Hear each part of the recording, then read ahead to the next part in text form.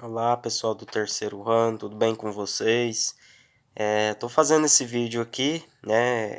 Eu pensei sim que antes de iniciar o nosso conteúdo, né, de história, eu preferi fazer esse vídeo, né, fazendo uma mini apresentação do nosso conteúdo anual, né, aquilo que a gente estará trabalhando em nossas aulas de história, que por enquanto segue online, até para a gente ter uma ideia, né, ter um norte daquilo que será proposto ao longo do ano, né? Eu havia feito um vídeo de apresentação de mim, de como eu gosto de ministrar as aulas, né, que eu venho ministrando as aulas no formato online, como eu gosto das devolutivas, das atividades, mas isso aos poucos a gente vai tendo um entendimento maior, tá?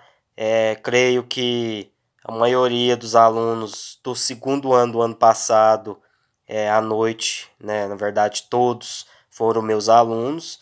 E agora no terceiro ano, acredito que vocês continuam comigo e deve ter outros alunos novatos, né? Então, aos poucos, a gente vai conseguindo ter um consenso maior de como será regida as aulas de história. Óbvio que eu preciso da colaboração de todos vocês, tá? Então hoje eu vou estar fazendo esse vídeo bem resumido, né, trabalhando ou mostrando para vocês o nosso conteúdo anual.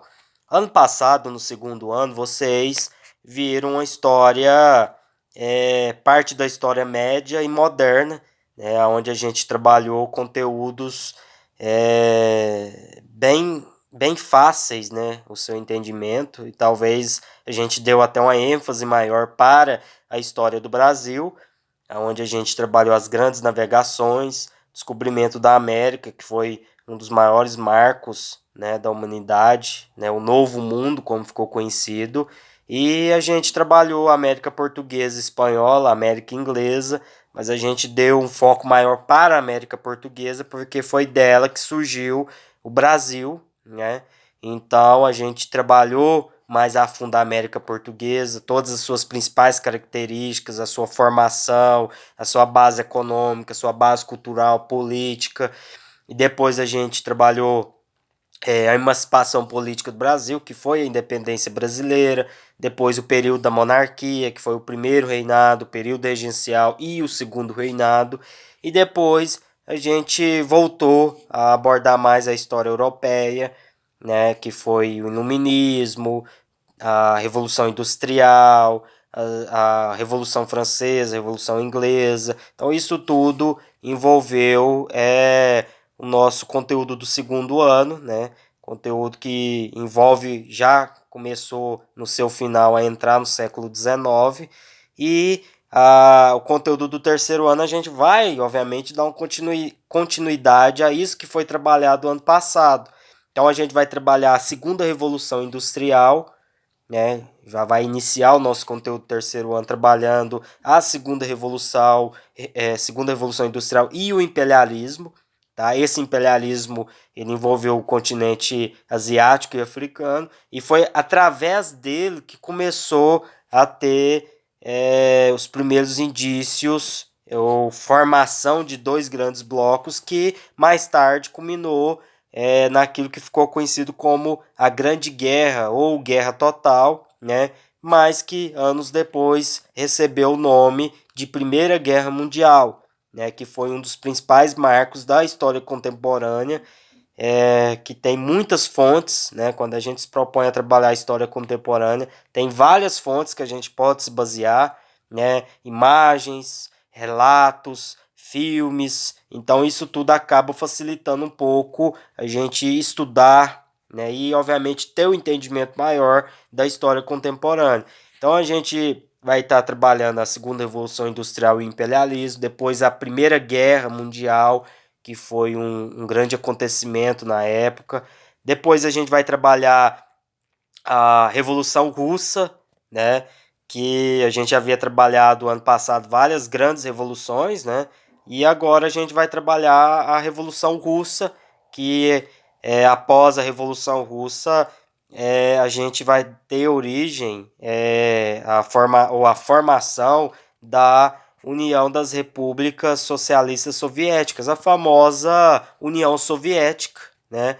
E ela vai, obviamente, estar presente logo após o estudo da Revolução Russa, e a formação da União Soviética. A gente vai notar que ela vai estar presente nos nossos novos conteúdos, que vai ser logo depois a gente vai abordar o período entre guerras, né? O período entre guerras, o próprio nome já fala, né? É o período que ficou entre o final da Primeira Guerra Mundial até o início da Segunda Guerra Mundial. E esse período vai ter grandes acontecimentos, como a formação, surgimento e formação do nazismo, do fascismo, né, onde vai aparecer figurinhas carimbadas dentro da história, como Benito Mussolini, Adolf Hitler, o comunismo da União Soviética, né, que havia se formado recentemente, ela vai ampliar na Europa Oriental. Então isso tudo vai chamar atenção. Vai haver a crise econômica, né, a crise de 29, né, lá nos Estados Unidos, que talvez foi a maior crise do capitalismo, né, se não foi a maior, está entre as maiores, e que vai afetar vários outros países, né? Em 1930, a crise de 29, ela se transforma na Grande Depressão Mundial. Então isso afetou vários países. E vários outros motivos acabou anos depois tendo o surgimento da Segunda Guerra Mundial. Segunda Guerra Mundial que foi muito mais impactante do que a primeira, né? E eu falo isso em todos os sentidos, sentidos econômicos, sentido de armamento, né? Foi a primeira e única vez que houve a utilização de bombas nucleares, né? Que foi na Segunda Guerra Mundial. O número de mortos foi quase 6 vezes maior, né? O que se tem registro. É óbvio que o número preciso de pessoas que morreram na Primeira Guerra Mundial e na Segunda, a gente não tem o número preciso, mas estima-se que morreu quase 6 vezes mais pessoas do que na Primeira Guerra Mundial. Então, se na Primeira Guerra Mundial o saldo de mortos beirou os 10 milhões, na Segunda Guerra beirou os 60 milhões. Então, assim, foi um número muito alto e a gente entende que a utilização de novas tecnologias, novas armas, acabou sendo em prol da guerra, tá? Mas é óbvio que, além da guerra, a tecnologia também ela beneficiou a gente em outros ramos, né? Como, por exemplo, a invenção do automóvel, a invenção da geladeira, do micro-ondas, né, e várias outras invenções tecnológicas que a gente vem, obviamente, usando nos nossos dias atuais, e cada ano que passa vem se aprimorando mais. Então, depois da Segunda Guerra Mundial, a gente vai abordar a Guerra Fria, aonde a gente tem a construção do Muro de Berlim, que talvez quando a gente pensa em Guerra Fria, a gente sempre lembra da construção do Muro de Berlim, que foi o maior símbolo da Guerra Fria, né, que dividiu o mundo ao meio. O mundo ficou bipolar, né, com duas frentes poderosas, que foi os Estados Unidos com o capitalismo e a União Soviética com o comunismo. Então a ameaça de uma terceira guerra mundial ela fica muito grande nesse período. Houve a corrida espacial, né, que o homem consegue dar uma volta completa em torno da Terra, que o homem chega na Lua. Então isso tudo foi disputas ideológicas ocorridas dentro da Guerra Fria. E após a Guerra Fria, após essa sequência ou essa linhagem de guerras, a gente vai voltar aos nossos estudos para a história brasileira. Então a gente vai trabalhar um pouco mais a história europeia, entender o que foi a Primeira Guerra, a Segunda Guerra, o período entre guerras, a Guerra Fria, e depois disso tudo a gente vai voltar aos nossos estudos para a história brasileira, né? E vai trabalhar a Primeira República, né? Quando houve, lá em 15 de novembro de 1889, quando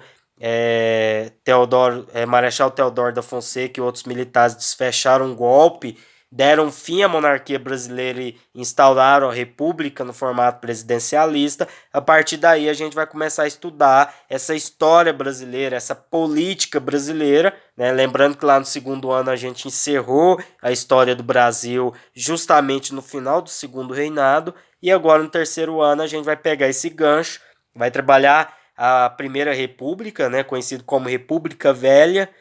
Depois da República Velha, a gente vai trabalhar a Era Vargas, né? A Era Vargas que durou 15 anos na história brasileira e foi um período muito conturbado da história brasileira. Depois da Era Vargas, a gente vai trabalhar o período da redemocratização brasileira, né? Que foi o período que veio após a Era Vargas.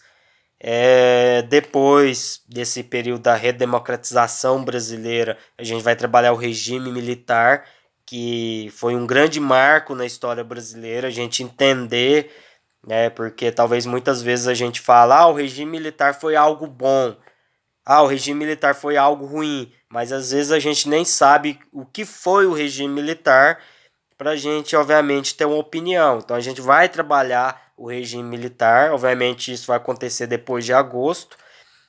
A gente vai estar abordando o regime militar, depois a gente vai estar entendendo como, após o regime militar, como estava o Brasil, né, como ficou o Brasil contemporâneo, como estava a Europa contemporânea, como estava o mundo, como estavam as novas tecnologias, né, o que foi a terceira revolução industrial que veio paralelo a esse entendimento de Brasil contemporânea e Europa contemporânea. Então, isso tudo a gente vai estar trabalhando, né, abordando no decorrer das nossas aulas de história.